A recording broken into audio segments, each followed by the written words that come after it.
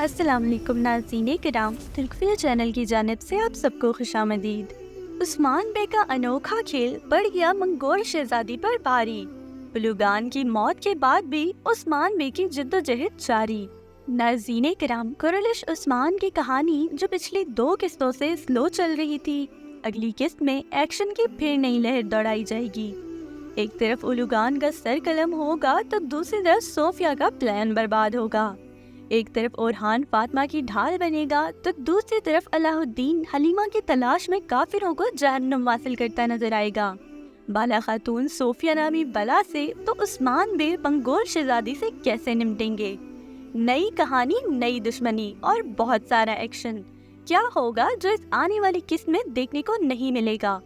Trailer 2 में दिखाए वाकयात को चलिए एक एक करके आज के इस वीडियो में अनफोल्ड करते हैं। तो वीडियो को एंड तक लाजमी देखिएगा और चैनल को सब्सक्राइब कर दीजिएगा। नाज़रीन किराम, जिस मंगोल शहजादी ने उस्मान बे की जान से प्यारी बेटी फातिमा को पिछली किस्त के एंड में मारने की कोशिश की, उस्मान बे उसे कबीले बुलाकर इतनी इज्जत क्यों दे रहे हैं? ये सवाल मद्दाहों के दिमाग में ट्रेलर को देखने के बाद घंटी की तरह बज जा रहा है। तो चलिए आपके दिमाग की घंटी को खामोश कराने के लिए और इस सवाल का जवाब देने के लिए आपको पिछली किस्त के फ्लैशबैक में लिए चलते हैं, जहाँ मंगोल शहजादी फातिमा पर तलवार तानती है। तो यहाँ कीजिए स्टॉप। नाज़रीन किराम, जो हम समझ रहे थे कि मंगोल शहजादी फातिमा पर तलवार तानती है, दरअसल ऐसा है नहीं, बल्कि यहाँ आता है कहानी में एक ट्विस्ट। मंगोल शहजादी फातिमा पर नहीं बल्कि फातिमा को जमीन पर गिराने वाले मंगोल सिपाही को वो तलवार मारेगी, और ये सब कुछ उस्मान बे की आंखों के सामने होगा। नाज़रीन किराम, अब आप सोच रहे होंगे कि आखिर ये औरत ऐसा क्यों करेगी। तो नाज़रीन किराम, याद करें मैंने कहा था कि उलुगान की तरह अटैक करने के बजाय ये औरत पॉलिटिक्स से काम करेगी। मंगोल शहजादी उस नौकर को मारकर उस्मान बे के सामने फातिमा को बचाने का नाटक करेगी और ये जाहिर करेगी कि ये सब उलुगान ने किया है, और ये कि मैं तो आपसे लड़ना नहीं चाहती बल्कि मैं तो इत्तेफाक करना चाहती हूँ। नाज़रीन किराम, यही वजह है कि फिर उस्मान बे इस मंगोल शहजादी के अच्छाई का सिला देने के लिए बज़ाहिर उसे अपने यहाँ खाने की दावत देंगे, और इस मंगोल के शराइत के चलते इसे सोना देने के लिए भी राजी हो जाएंगे। अब आपके जहन में दूसरा सवाल ये होगा कि उस्मान बे क्यों राजी हो जाएंगे। तो अब इस सवाल के जवाब के लिए पास से निकलकर प्रेजेंट पर नजरसानी करते हैं।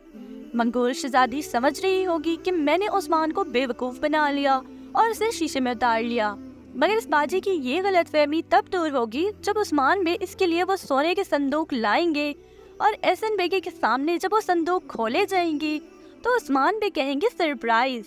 जी हाँ नाज़रीन, इन संदूकों में सोना नहीं बल्कि बहुत सारे पत्थर होंगे, और ये सब कुछ उस्मान बे का प्लान होगा ताकि उन्हें वक्त मिल सके कि इस बीच वो मंगोल शहजादी के आने वाले कारवान पर भी हमला कर सके, साथ ही उलुगान को पकड़कर उसे भी मौत की घाट उतार सकें। उस्मान बे ओरहान के जरिए आने वाले मंगोल कारवान पर हमला कराएंगे। इसके साथ साथ वो उलुगान को भी अपनी जाल में फंसाएंगे। मंगोल शहजादी अपनी जीत के ज़ौम में बैठी सोने के सिक्कों की मुंतजिर होगी, और जब उस्मान बे उसके पास आएंगे तो पत्थरों के साथ साथ उस शहजादी के बड़े इत्तेहादी उलुगान को भी पकड़ कर लाएंगे, और उसी के सामने उलुगान को बिल्कुल लुकास की तरह ही जहन्नुम वासिल कर देंगे। मंगोल शहजादी को दूसरा बड़ा झटका तब लगेगा जब उस तक सारगुन ये खबर लाएगा कि आने वाले मंगोल कारवान को भी उस्मान ने बर्बाद कर दिया है। जितनी ताकत से ये मंगोल औरत कहानी में घुसी थी, इतनी ही बुरी शिकस्त के साथ आगे चलकर उसे वापस जाना पड़ेगा। अब नाज़रीन किराम, ट्रेलर का दूसरा अहम सीन वो था जिसमें हलीमा बाला खातून को माँ कहकर पुकारती है और फिर जमीन पर गिरकर बेहोश हो जाती है। तो क्या हलीमा को सब याद आ गया है? नाज़रीन किराम, हलीमा का मामला कुरलिश उस्मान की कहानी का स्ट्रॉन्ग पिलर है, तो राइटर्स इसे च्युइंगम की तरह खींचे चले जा रहे हैं। हलीमा का बेहोश होना इसलिए होगा क्योंकि वो दवा नहीं ले रही। सोफिया के कहने के बावजूद उसे यही लग रहा है कि ये दवा उसे ठीक करने के बजाय बीमार कर रही है। वो दवा नहीं लेगी तो उसकी धुंधली यादें उसे सताने लगेंगी। इन्हीं यादों के चलते वो बाला खातून को माँ कहेगी और बेहोश हो जाएगी, मगर अभी भी उसे सब याद नहीं आएगा। इस राज की चाबी हलीमा की गर्दन पर बना वो जलने का निशान साबित होगा, حلیمہ کے بے ہوش ہونے پر ہو سکتا ہے کہ اس کے سر سے دوپٹہ ہٹ جائے اور بالا خاتون کی نظر اس نشان پر پڑ جائے جو کہ حلیمہ کی گردن پر بنا ہوا تھا، اور پھر بالا خاتون مریم کا ماضی پتہ لگانے کی کوشش کریں تو حقیقت ان پر آشکار ہو جائے۔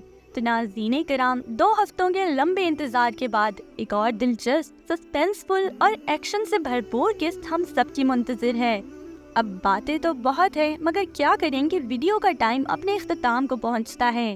تو قرلش عثمان کی سیزن 7 کے حوالے سے کچھ دلچسپ نیوز اور اورحان غازی کی شاندار سٹار کاسٹ اور کہانی کے متعلق ہم اگلی ویڈیو میں تفصیلی بات کریں گے۔ تو ناظرین کرام، جاتے جاتے آپ کو ایک بار پھر سے یاد دلا دوں کہ اگر آپ قرلش عثمان اور صلاح الدین ایوبی ڈرامہ سیریل کی مکمل اقساط کو اردو ڈبنگ میں سننا اور دیکھنا چاہتے ہیں تو ہمارے دوسرے چینل مکی لائٹ کو سبسکرائب کر کے گھنٹی والے آئیکن کو دبانا مت بھولیں۔ تو ناظرین کرام، قرلش عثمان کی اس آنے والی قسط سے آپ کی کیا ایکسپیکٹیشنز ہیں؟ اپنی رائے کا اظہار کامنٹ میں ضرور کیجیے گا۔ ویڈیو پسند آئے تو لائک کیجیے گا، زیادہ سے زیادہ شیئر کیجیے گا اور چینل کو سبسکرائب کرنا نہ بھولیے گا۔ ترک فلم چینل پر آنے کا شکریہ۔